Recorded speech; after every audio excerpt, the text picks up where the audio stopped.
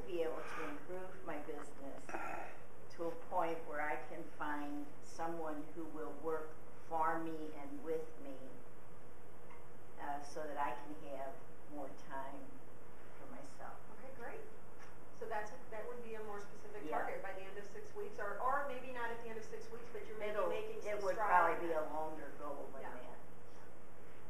So for the purpose of this program, it will be helpful to pick something that is really doable with a stretch within this 6-week period, so that you can kind of use what you're learning to move you in that direction. Okay. And then, Jordan, would you like to just mention, for those who don't know, like Rhonda, what it is that you do? Oh, I'm Joanne Benvelo. My company is Lex Funding. What we do is we supply working capital for small and mid-sized businesses.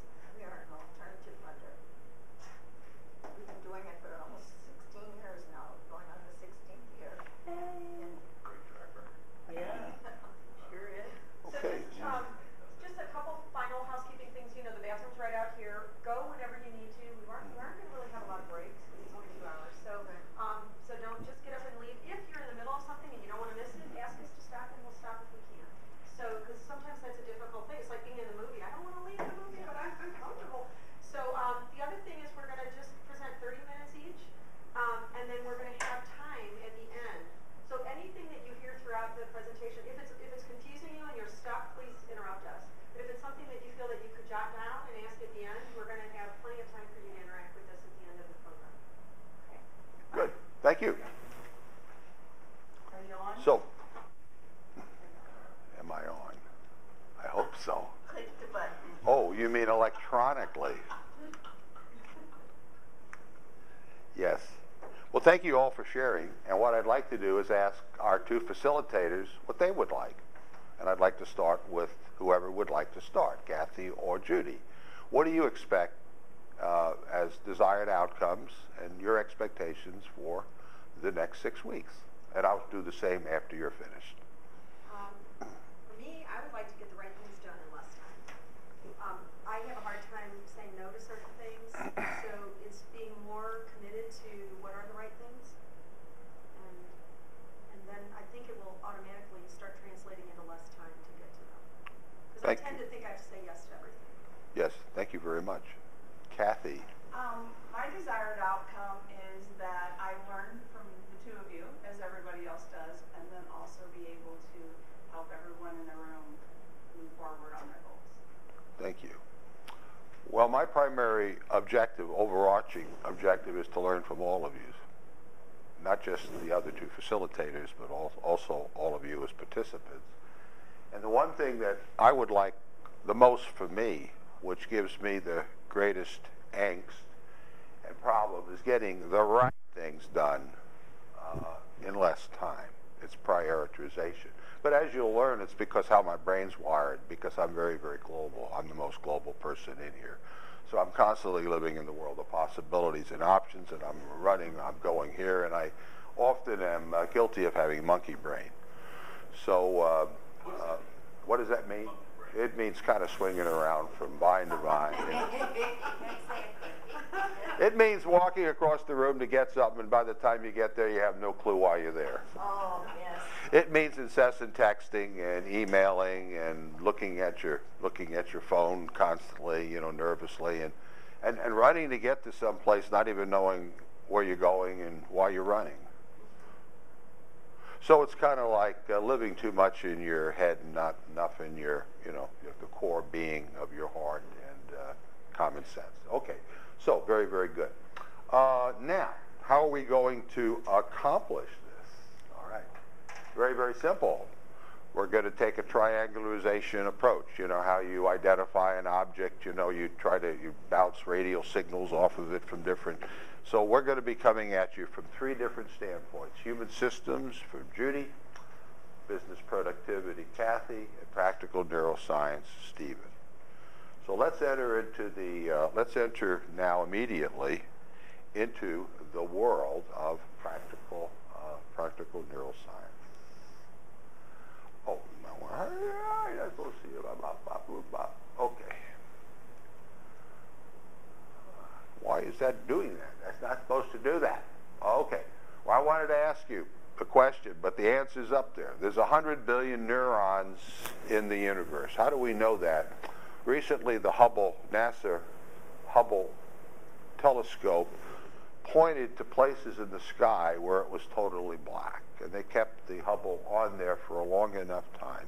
And after time, the light came through that started to reveal other galaxies. And they did that to other places in the universe, and then made a calculation that there were 100 billion galaxies in the universe. Now, a galaxy is like the Milky Way galaxy. That's a galaxy. And a galaxy, of course, is comprised of many, many stars. So it's absolutely incomprehensible as to what that really means, 100 billion galaxies. So then I wanted to ask you the question, which the answer is up there: how many neurons are in your human brain? Now, I don't think any of us have counted them recently, but the scientists have been counting them and doing CAT scans and imaging for a lot of years. Well, there's 100 billion neurons, which are building blocks for memory in the brain. This is what takes in sensory information and thinks about it and stores memory. So just as a galaxy contains many, many stars, each neuron in the brain has capabilities of connecting with one another. And the number of potential connections in one brain exceeds all the stars in all the galaxies. So in a sense, where I'm going with that is I want you to think about really the immense power . I'm so sorry.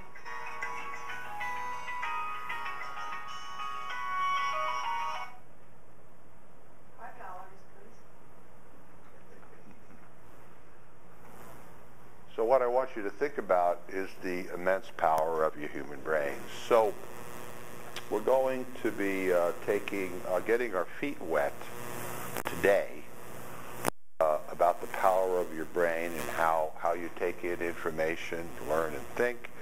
And then in the weeks to come, we're going to be taking deeper dives into how to use that powerful brain to lessen stress, solve problems, get the right things done in less time, avoid mistakes, and increase your productivity in all areas.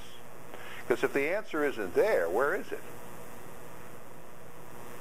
So, it's an inside job, and what I want you to think about is change your thinking, change your world. Make sense? Excellent. Okay. So, the idea is we're going to start where we are, which is right here, and then we're going to cross over to where we want to be. And then we keep moving, and what are we going to see? Another bridge. And we're going to cross over that bridge, and another bridge, and another bridge. So the brain is the mechanism and the transportation system for continuous learning. So it's not a matter of just crossing one bridge. There are zillions and zillions and zillions of bridges. And our brain has that infinite potential, infinite capacity to continue to grow and improve. Make sense? Good. So I just wanted to start you off on an inspirational note here.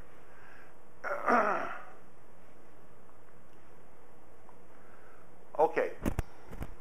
This is sort of the game plan, how we're going to use practical neuroscience to improve your productivity. It's about alignment. So what we're going to be doing is we're going to be aligning your sensory and cognitive strengths from your brain pathway reports with what has to be accomplished. We're going to be aligning motivation, your blind spot strategies, your creative strategies, your physical environment, and your mood states.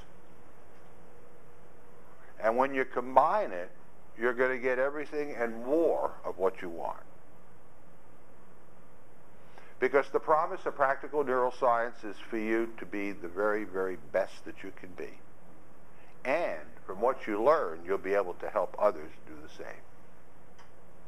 So it's about being the best you can be and helping other people do the same. And that's what we all want, don't we? So, there are two interesting items on here. I'm going to ask you an open-ended question. Which two up there would you just suspect might be kind of foundational to all of them? It's a trick question. But I'll give you my perspectives on it, and it could be that your perspective will transcend mine, but I'd like to ask you which two up there kind of are foundational. I would say the first one, the sensory and the cognitive strengths. Okay. Yeah. Okay. No, it is important, no question. Any other ideas? I would have picked the top and the bottom. The top and the bottom. Okay. I would say the blind spot strategies would be one. Uh-huh. Okay. I'm going to say motivation. If I don't feel like Okay. doing something, nothing's going to get done. Okay, so Say that too, motivation and mood state. well, you know what? The participants got it and nailed it, because you see, the way the brain works is unless there's value and you're motivated, you're not going to engage. Think about the workplace. Unless there's value, redeeming value, and what we call juice. It could be juice for the ego. It could be, woohoo, I'm making a lot of money, or feeling good, or whatever it is. It doesn't matter. There has to be a motivation to do it. Otherwise, you're not going to do it. That's one of the reasons why students don't learn. And people come to classes, they sit there and they grin or they go to sleep. They're not motivated. So you have to be motivated. Also, if you're motivated and you walk into a room to learn something and do something, and you're worried sick about one of your children, or you have a roaring stomach ache, or you don't have enough money to pay the bills, are you going to be able to be productive? So this actually was a 24-hour revelation on my part. No one's ever heard me explain it this way, and I've never heard two people answer that question that way, because I've never asked that question before. But it seems to me that you have to be motivated and you have to be in the mood to do it. All right? So it seemed to me, but all the answers were extremely relevant, and they are important. They all tie together. They all kind of tie together. Okay? Is that a good insight? Yeah. Bill, is that something new for you, looking at it that way? Because you've heard this many, many times. I've never heard you express it that way before. Well, I haven't heard it either. Yeah, yeah. So it is something new. Yeah. Yeah, I mean, I thought about it, but I never articulated it. No, it's good. Any questions, being so auditory? Bill's very auditory. He's the most auditory person in the... Because he's thinking about the meaning of word, he's listening to the tone of voice, and he's a good go-to person to say, what are your questions? What'd you hear? What are you thinking about? No, we're good. I love it. So we're good to go. Yeah. Okay. Are we? Great. Thanks for asking. You are most welcome. So here, and I have handouts that I will give you at the end, so there's really no need to take notes. And we're going to be building on this in subsequent sessions. We're going to be going deeper. You're going to have a very wonderful command of how your brain is wired and how unique you are, and why, as a part of productivity, you have lousy relationships or great relationships with other people. Because it's not a matter of what is a bad person or a good person. You're aligning on different wavelengths typically. And it's not what you believe, but how you're communicating it. That's often the problem. So You said you don't need to take notes. One way I retain please. things is to Oh, take notes. you are most welcome to I'm just take saying, notes. You Yeah. want to work outside of Yes. the box by not taking notes and try to think differently or something like that. I will do it, but I'd rather take notes. Well, the model very simply is this, is that the way we learn, the way we take in information is through our senses, our 5 senses. And the 3 that we can measure is visual, seeing, auditory, listening, and kinesthetic, doing and moving, gut feel, okay? And so information that comes in itself is stored, but typically the thing that distinguishes the human kingdom from the animal kingdom is that we have a neocortex that permits us to think and process. So it's important for us, for instance, if someone is a visual learner, like Judy, it's important as to how it's organized on the plate, how it's given to her. Now, in the case of Judy, she's very right brain and left brain. That's called highly integrated. And there may be times you think you're going crazy because you're pendulating back and forth. On the other hand, we have someone like Marilyn who is very, very highly sequential, correct? So you need information that comes in very logically. So if you experienced me on a daily basis, you'd say that guy's a ditz because I'm all over the road map, you see. So everyone needs information to come in a way that's aligned with their way of processing it. Some people need big picture, options, possibilities. Other people need it to be spelled out in detail. Okay? And this also spills over into your workplace. For instance, if someone were very, very sequential and they had to live in a very loosey-goosey environment where there were no goals, it was more of a contextual possibility, whatever sort of environment, they wouldn't be very happy, would they? Or if you took someone global and you put them in an office where they had to follow processes and procedures every single second, they'd be out of sync with that. So are you productive when you're out of alignment? No. And if you communicate on different wavelengths with each other, are you being productive in the communication process? So I wanted to give you a little bit of an introduction to that at this point, which of course we'll be building on in the subsequent sessions. So, what I'd like to do... Stephen, excuse me, could you spend 1 minute and just recap that slide for me that you just had on there? Could you just... Information comes in through our senses. Yeah. We process it in our brains. Yeah. If it's important and it has emotional contact, we store it. If it's not important, we usually don't store it. Filter it out. We'll filter it out, one ear, out the other. The more important and emotional it is, the more likely we're going to store it. That's why some people have short-term memory, because it's a little important, but it's not all that important. So emotional imprint will store it. The more important it is, you'll store it for a longer period of time. If it's not very important or not important at all, you won't remember it at all.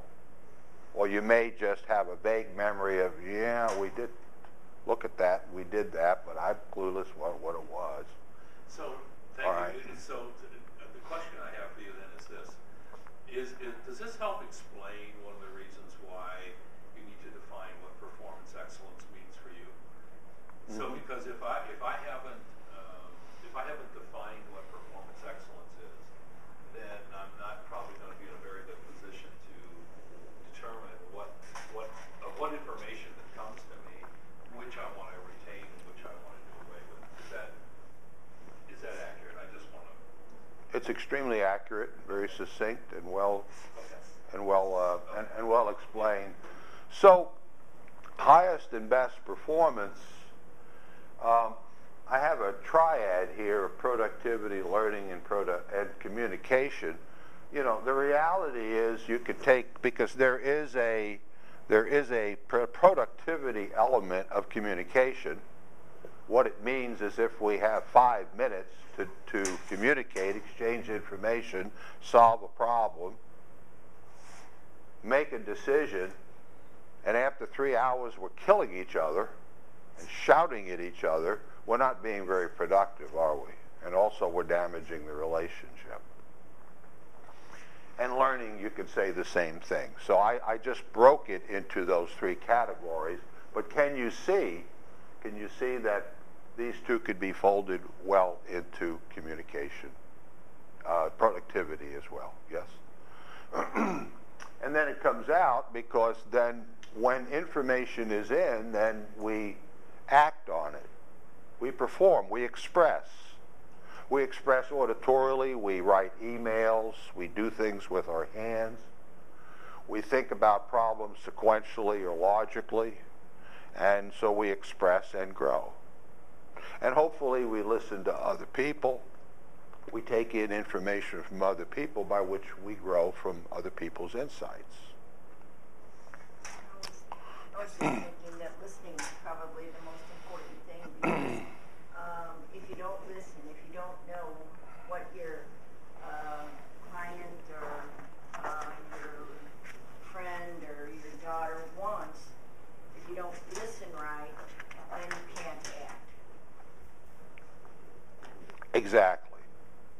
You can't act. And how many people truly listen? Joy, you have a question.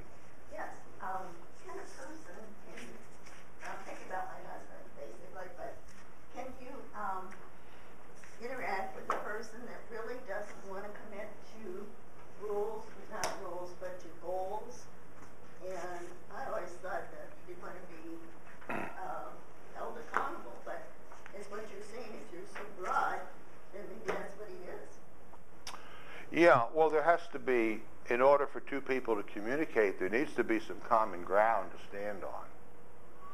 So if they're not willing to engage with you in discussion, none of this that I'm giving you is going to be helpful. There has to be 2 people willing to communicate with one another. There has to be a common ground, like we want a more peaceful relationship. We're sick and tired of hollering and screaming at each other. We want to develop a good financial plan for our home, for our life. We want to be able to go on a vacation or whatever. There has to be an outcome that you agree on, and some common values. Because one person might be respectful and the other person says, I don't respect you.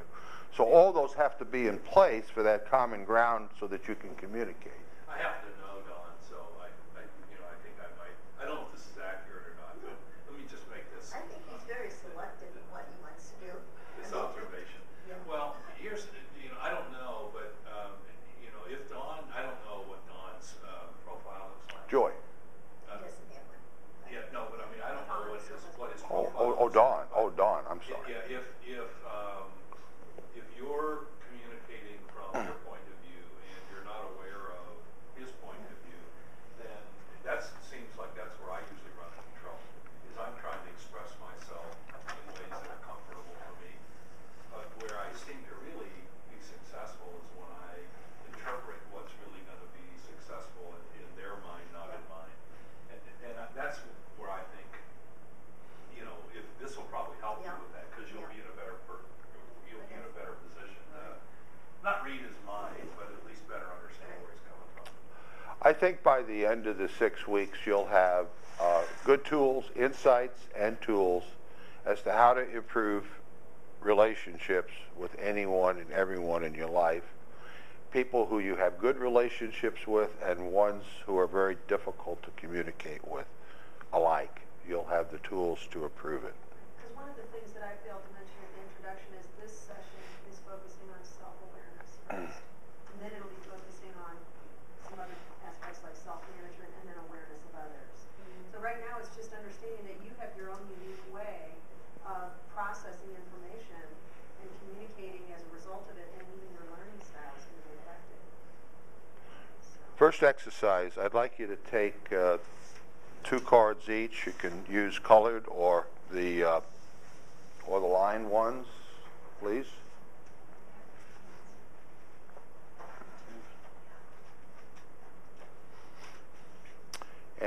like you to use one card. I have more cards if you need them. Are we all good? Everybody have enough cards? Okay, so one card I'd like you to take a few notes. I'm going to give you about a minute each. How do you like to prefer to receive important information and learn something challenging? Think about that as to how, and you can maybe think about your brain pathways report. Usually like kinesthetic people like to have face-to-face meetings. People who have auditory as their least preferred modality usually freak out on the phone because they won't remember what's being said. Things like that. So, how do you like to receive information, auditorily, visually, kinesthetically? Do you prefer seeing the big picture, the details, a blend of the two?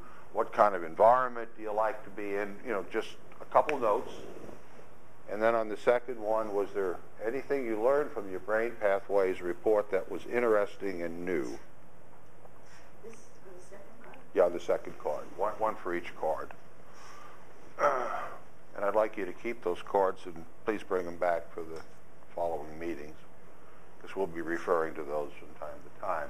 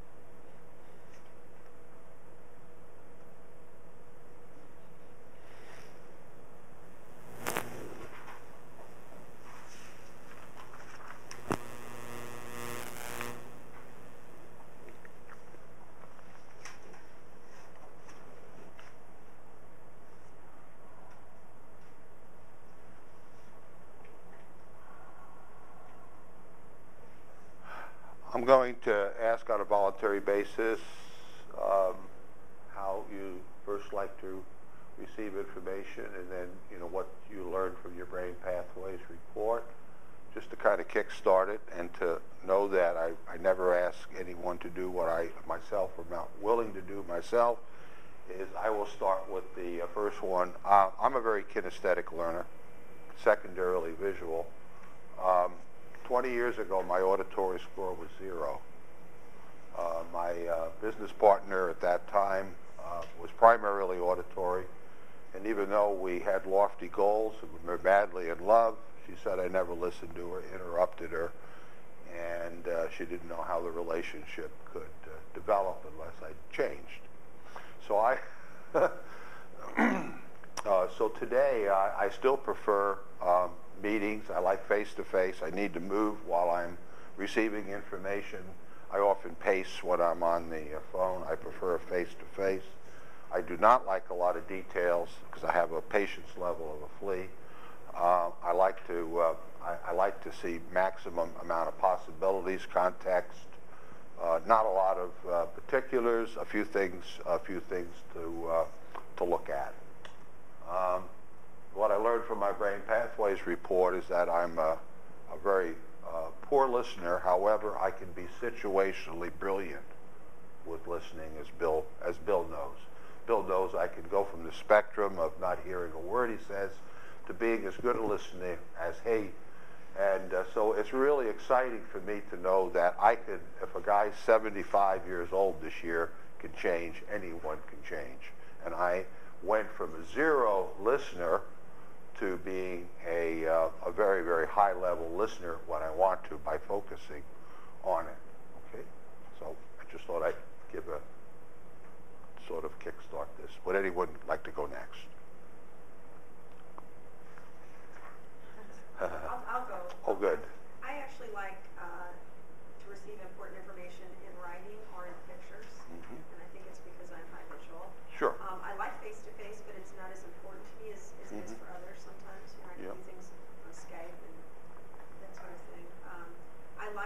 high-level abstract overview, and that probably has to do with my sequential and global balance. I like to see the big picture first and then drill down. Sure.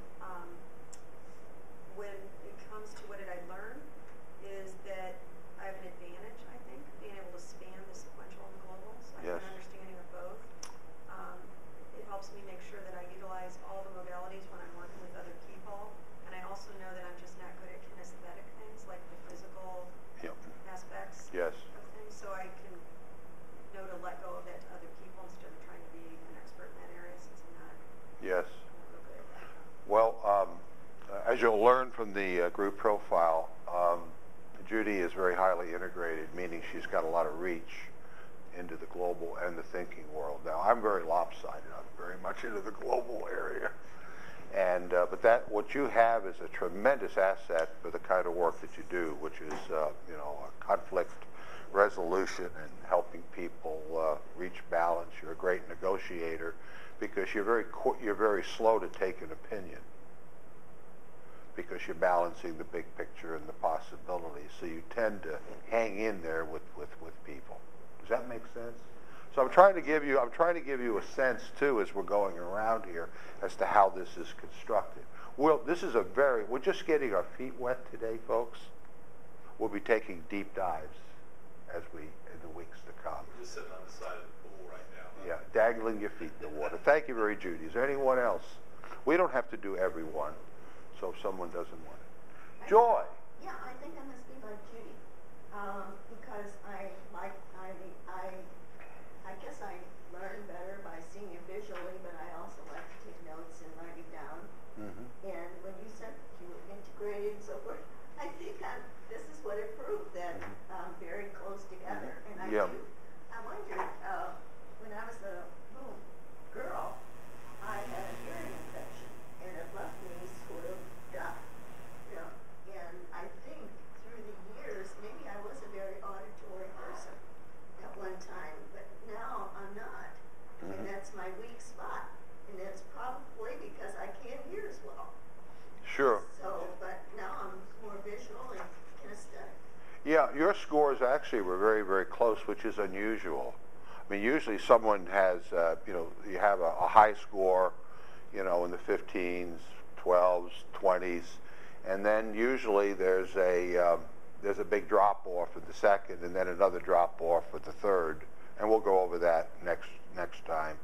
But yours is pretty close together, is it? Looking at the second one I took, I think so. January 8th. Oh, I think so. Maybe not. Because we took it long. Oh, okay. Oh, you took it again. Oh, good. So I just took it again. Great. And it was different. Yeah, different.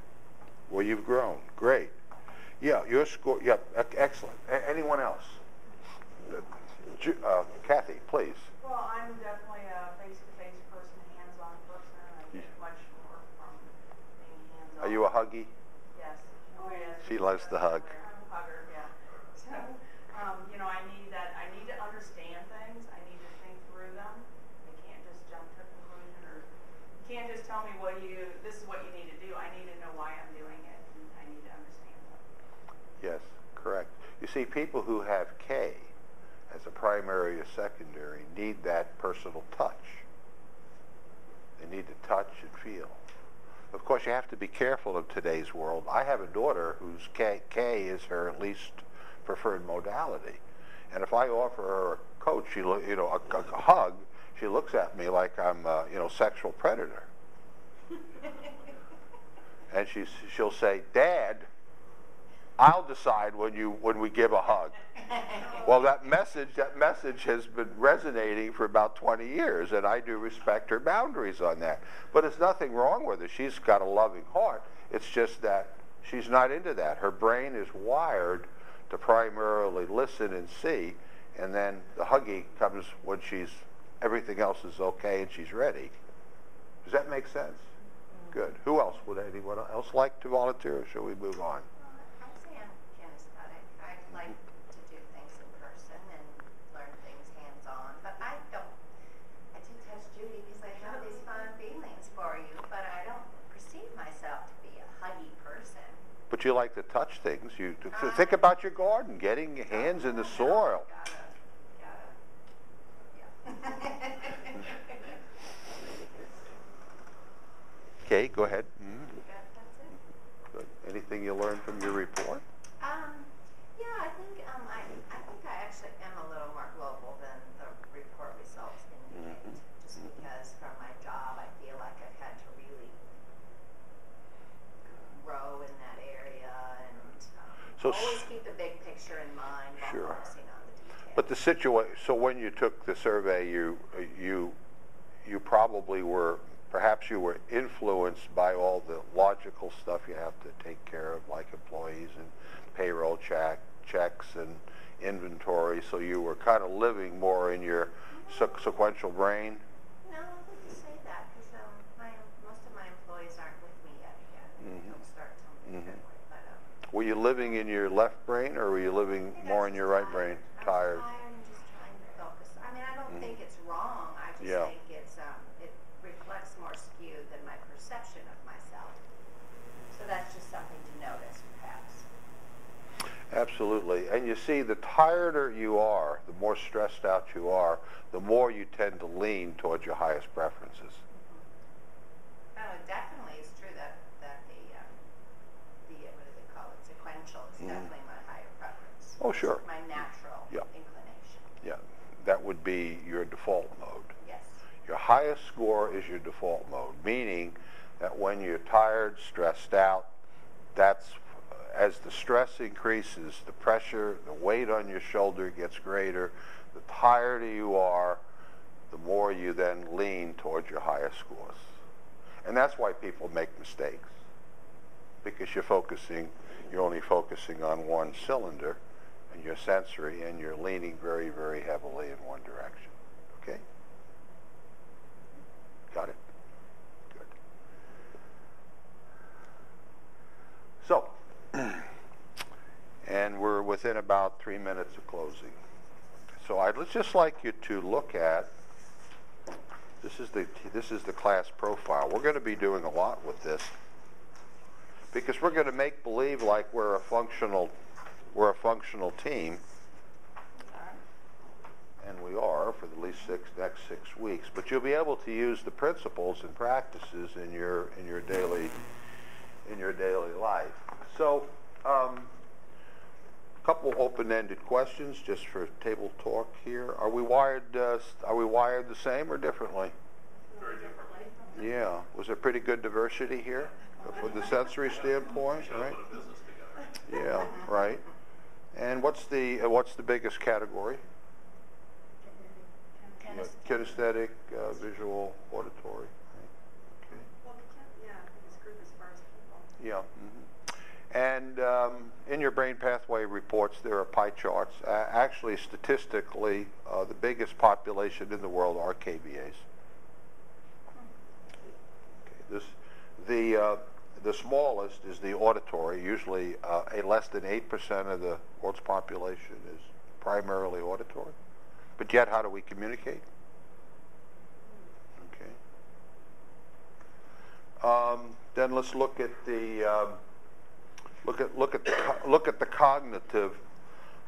What direction do we lean? Do we lean sequentially or lean globally as a group? Okay. So what are the implications of that if what?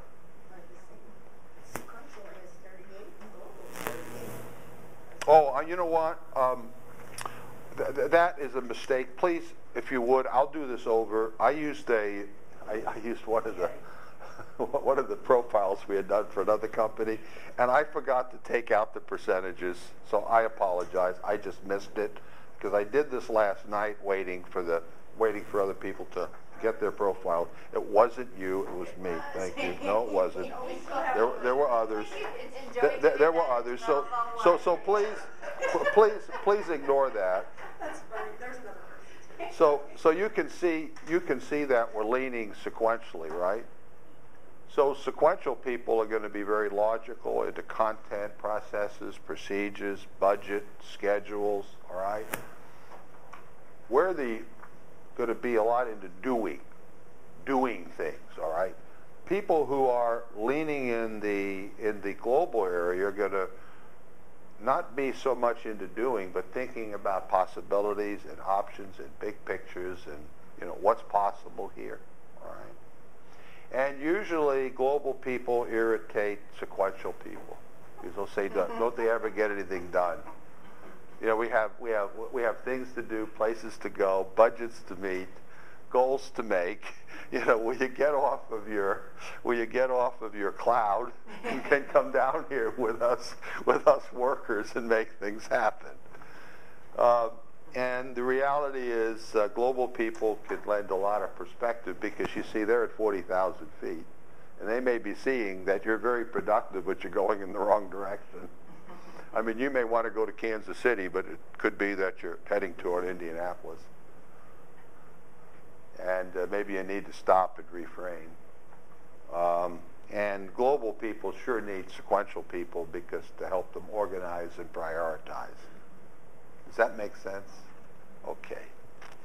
So we have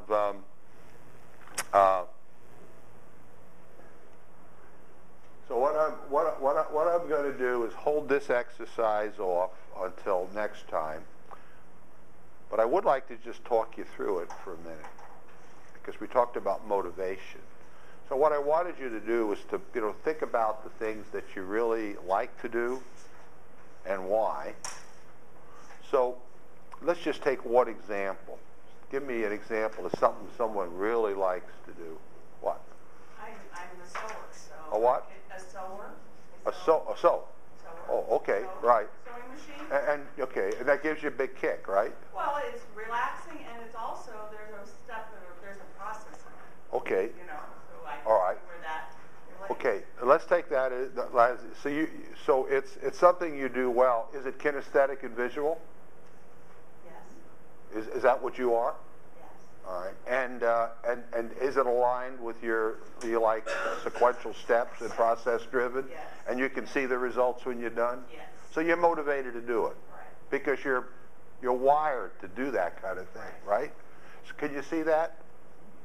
Give me an example of something you hate doing. Someone. Okay, so I'm not an outdoor person. I'm not I wouldn't want to go climb a mountain. You know, But I would. that's not. Okay. You know. So I want someone to tell me something in the business world that you would hate. You hate doing. Finances. Finances. Shove all my pieces of paper related to numbers in an envelope and I hand them to Sarah. Okay. So that's something you really don't like to do, right? All right. So, are you motivated to do it? I'm motivated. I was motivated early on to hire Sarah, my Okay. business manager, and she's been awesome ever since. So when there's things you really are not interested in doing or well equipped to do it, can you be productive at it? I'm productive if I hand it off. Yes. Okay. So that's a learning point, because I'll give you what you can do if you have to do it yourself to increase productivity by 50% next time or the time after. I'm going to tell you how you can increase your own personal productivity if Sarah's not available. You can do it yourself. But one of the key points is that when you're not motivated to do something and aligned to do it with your skills and your brain wiring, then you got to find someone else to do it.